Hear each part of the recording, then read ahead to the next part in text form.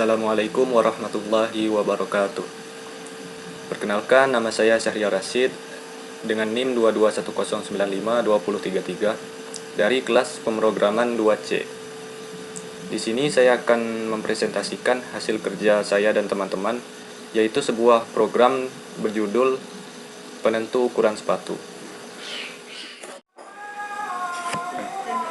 Program ini bertujuan untuk membantu memudahkan calon pembeli toko sepatu online dalam memilih ukuran sepatu yang akan dibelinya dengan tepat. Kemudian program ini ditulis dalam bahasa C++ dan menggunakan beberapa unsur atau aspek object oriented programming. Saya akan membahas program ini per bagian. Pada bagian deklarasi terdapat pendeklarasian atau kode untuk memasukkan library, kemudian kode untuk memasangkan keyword std pada setiap properti library standar. Kemudian ada juga 4 buah flag boolean bernilai false. Kemudian ada juga kelas bernama sepatu. Di dalamnya semua member berjenis enkapsulasi public. Di antaranya ada 4 fungsi void dan 1 fungsi konstruktor. Kemudian di bawahnya terdapat pula fungsi utama atau main function yang digunakan untuk mendeklarasikan sebuah objek bernama sepatu. Kemudian digunakan juga untuk menjalankan 3 buah metode yang dibuat pada kelas sepatu.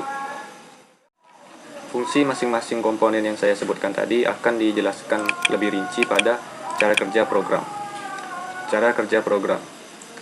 Saat dijalankan oleh user, maka alur program akan langsung berada pada fungsi utama. Pada fungsi utama, baris kode yang pertama dieksekusi adalah baris kode pendeklarasian sebuah objek bernama sepatu.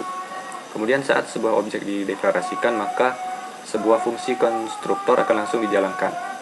Di sini dalam fungsi konstruktornya terdapat permintaan untuk memasukkan 2 parameter tadi. Yang pertama adalah parameter jenis kelamin, kemudian parameter ukuran panjang kaki yang terdapat di dalam fungsi input. Kemudian juga misal user memasukkan jenis kelamin 1, yaitu laki-laki, maka di dalam pengkondisian ini flag 1 yang sudah dideklarasikan di atas tadi akan berubah menjadi true. Nah, setelah itu selesailah alur dari fungsi konstruktor ini. Lanjut ke bawahnya, yaitu metode konversi. Pada metode konversi tergantung yang dijalankan di antara 2 blok kode ini, flag tadi bernilai true atau false. Misal tadi flag yang bernilai true adalah flag 1, maka dia akan masuk yang blok pertama untuk laki-laki. Yang blok kedua ini jika flag 2-nya yang bernilai true. Nah, kemudian dalam blok kode ini terdapat pengulangan untuk mengecek data pada array ukuran kaki laki. Yang pertama, jika ukuran input data sementara ini didapat dari input ukuran kaki yang berada dalam fungsi input tadi. Nah, ini yang dimasukkan oleh user ukuran kakinya. Jika sama dengan salah satu anggota dalam array ukuran kaki laki, maka input data final sama dengan input data sementara. Atau input data dari user tadi langsung dijadikan input data final. Kemudian jika data berada pada di antara 2 nilai pada ukuran kaki laki yang indeksnya berurutan, maka nilai yang dimasukkan oleh user tadi akan dibulatkan ke indeks yang terdepan, ke nilai yang indeksnya berada paling depan. Misal jika nilai yang diinputkan berada di antara indeks 0 dan 1, maka nilai yang dimasukkan tadi oleh user akan dijadikan atau dibulatkan menjadi nilai pada array tersebut dengan indeks yang terdepan. 0 dengan 1, di sini 1 adalah yang terdepan, maka nilai yang dimasukkan oleh user tadi akan dibulatkan menjadi yang terdepan, menjadi nilai yang indeksnya paling depan.